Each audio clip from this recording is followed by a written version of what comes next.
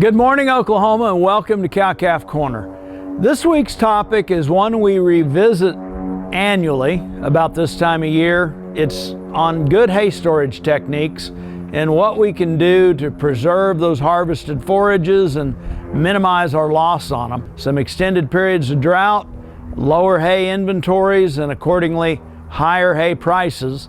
We want to do everything we can to try to preserve that hay and make sure as much as what we have put up or purchased is going to be there intact in a bale for us to feed. So first things first, what are some simple things we can think of if given the choice? We know that a net wrap bale of hay is going to keep and be preserved better than a twine wrap bale of hay as we think about big bales. If storing in a barn is an option, it's a good idea. There's data that shows that in 9 months storage inside a barn, we have as little as 2% hay loss in those bales stored inside a barn. But in reality, storing inside a barn is not always an option. Most of us are going to find ourselves in a situation we're going to need to store that hay outside. So first thing we want to take a look at is the site we're going to store it at. We want to find somewhere that is well drained, probably on higher ground, and that is keeping the moisture away from those big bales to the fullest extent possible.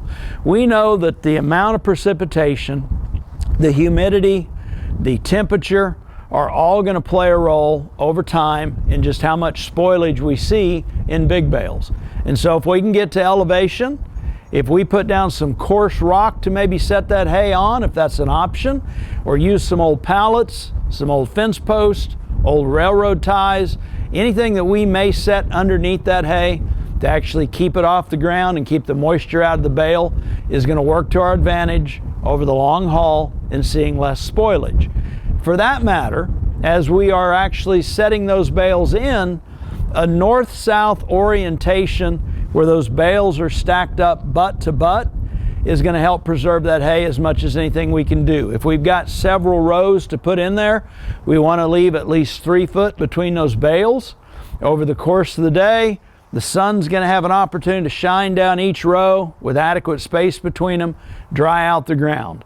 If we're doing that and we've got some ground cover of grass or forage, if we can mow that off or get rid of it before we're actually storing the hay in there, that's going to help us as well.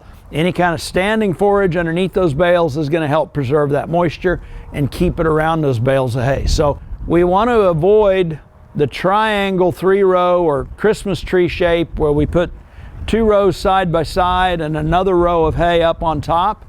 That's actually going to work to our disadvantage and increase the amount of spoilage because we're going to be catching moisture, and it's not just the bottom side of the top bale, but then it's the top sides of the 2 rows underneath, as well as what we're actually seeing on the ground.